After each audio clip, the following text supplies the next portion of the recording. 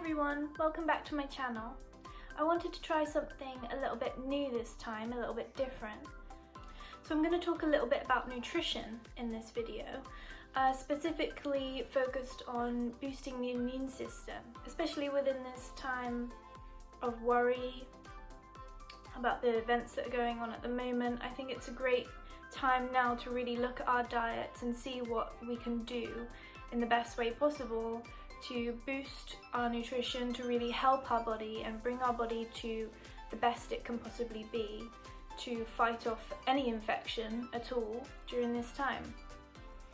So this video is based on an article that I've already written that's already on my blog. I'll leave the link to it below. It's in a bit more depth that I'll go into in this video, but I wanted to give you a nice quick short video, a quick summary of what you basically need to do, and if you want sort of more background info then you can go ahead and click on the link to the whole article.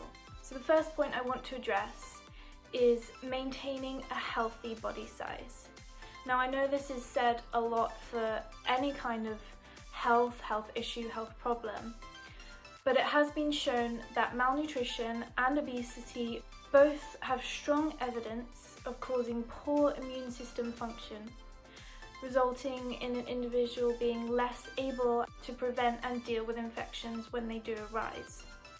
In particular, obesity has been shown to impair the immune system response to influenza or flu, putting individuals at an increased risk of hospitalization and poor health outcome. Considering the current infection that is going around at the moment, it is a respiratory related infection. People who are obese do seem to deal with this particular infection with more difficulty. So it really drums down to the importance of maintaining a healthy body weight for your height to allow your body to function as it is supposed to do. So that's a very generalized piece of advice. But moving on to some more specifics. So vitamin A.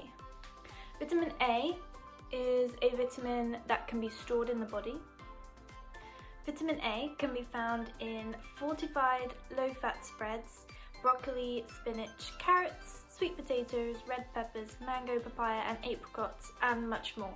So vitamin A helps the immune system by reducing inflammation, helping immune system development and regulating its response. Vitamin A has been shown to offer protection against some infections already, including malaria, lung infections and HIV. However, supplementation of vitamin A is not recommended as too much can be dangerous. So it's best to get your vitamin A from these foods that I've already stated. Include an abundance of these foods in your diet to help with your immune system. Vitamin C. Now vitamin C is water soluble, which means it cannot easily be stored in the body. However, it is abundant in many foods. These foods include grapefruit, oranges, kiwi, papaya, tangerines, lemons, limes, clementines, and vegetables as well, like red bell peppers, broccoli and spinach.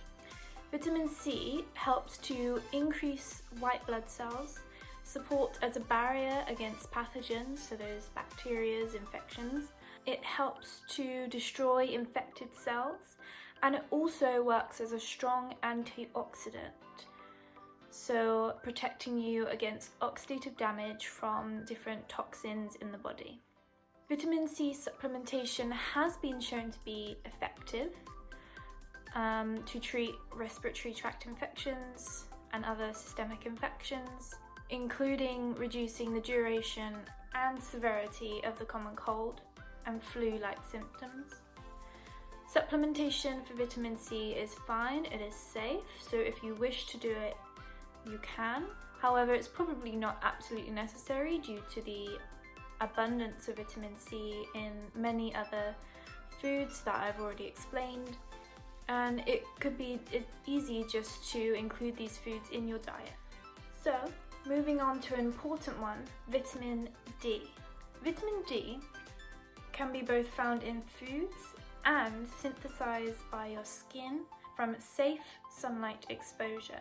For those who follow a plant-based diet, however, it is unlikely that you'll get any vitamin D from your foods.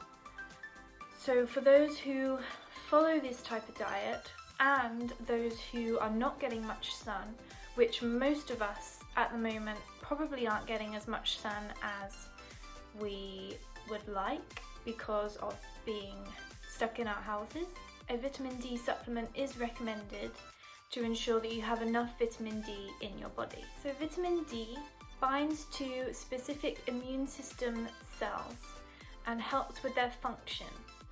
So vitamin D has been shown to reduce the symptoms of the common cold.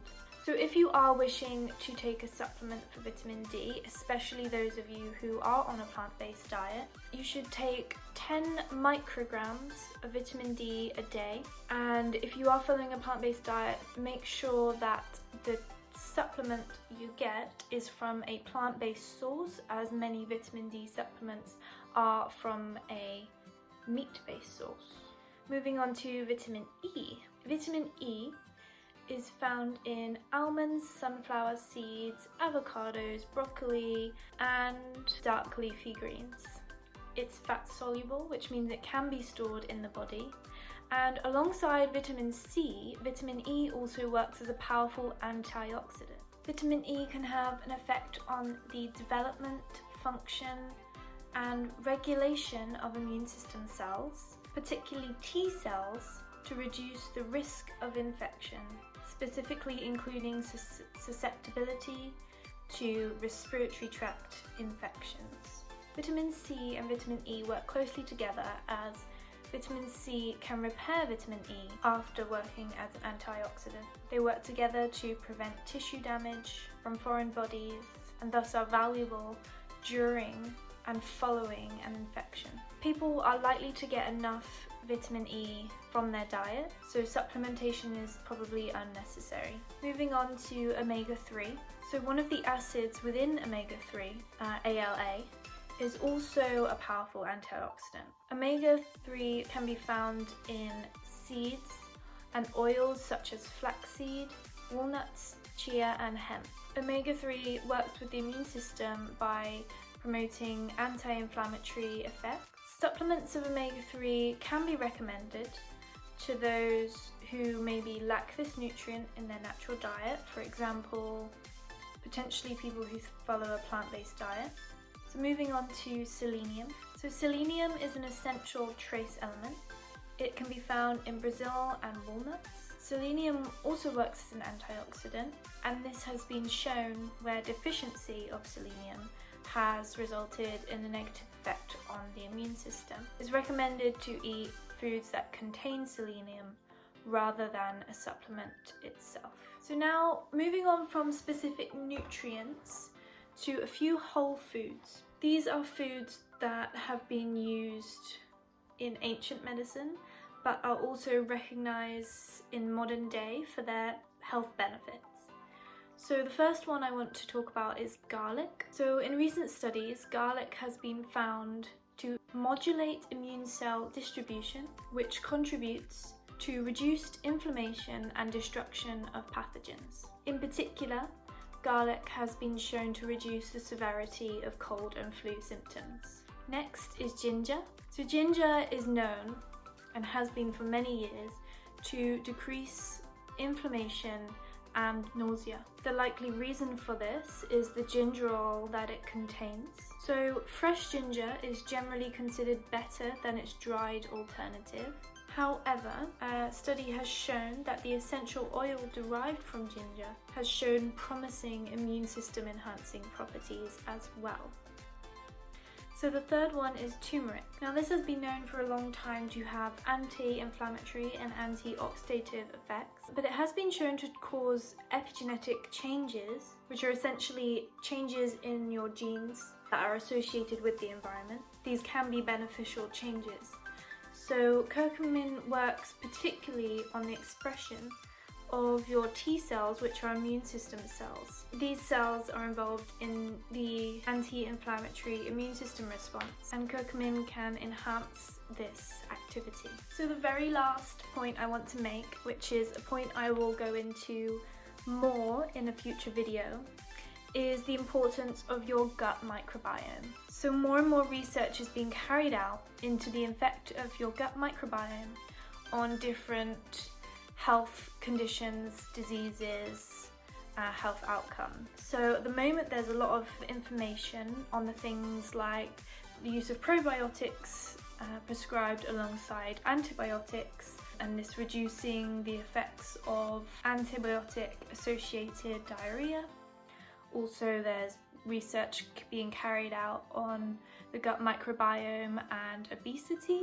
So just like these, there's increasing evidence on the effect of the gut microbiome and its influence on the immune system. So whilst this research is in its early days, my advice is to start to consume foods that are known to be healthy for the gut microbiome, because even if there is no influence on the immune system, it is healthy for your body overall, even just to prevent discomfort in the gut, all the way to potential chronic health conditions that may be related. So foods that benefit the microbiome include foods that contain fiber, such as fruit, vegetables, healthy grains. Prebiotics can be found in garlic, onions, leeks, asparagus, artichokes, tomatoes, bananas, plums, apples, grains, cereals and nuts. And then probiotics actually contain healthy bacteria, and some natural sources of probiotics are fermented foods like kombucha, kimchi, sauerkraut, miso, or you can get them from a supplement. So one supplement that I know has been scientifically tested and proven to work, especially when used alongside things like antibiotics, is one called Biocult, which you can get in your local pharmacy. So just to summarize, maintaining a healthy body size, so not being malnourished or not being overweight, making sure you consume good amounts of vitamin A, vitamin C, vitamin E, omega-3 and selenium, as well as ensuring you get enough safe sunlight to get adequate amounts of vitamin D, and also consider taking a 10 microgram vitamin D supplement, especially if you are stuck indoors a lot at the moment. And also consider taking vitamin C and omega-3 supplements if you feel like your diet might be lacking in these nutrients. Other things to include were garlic, ginger and turmeric, which have been scientifically proven to have some beneficial effects and have been used in lots of ancient medicines. And lastly, eat foods that promote your gut microbiota, so that's pre and probiotics, and consider even taking a probiotic supplement if you feel like you have a poor gut microbiome, maybe you have digestive issues. If you have any questions about any of this, feel free to give me an email, send me a message on Facebook. My contact details are all on my blog, which I'll leave a link to below. And if you like this video, make sure you click like, subscribe, share with your friends, and thank you for watching. Bye!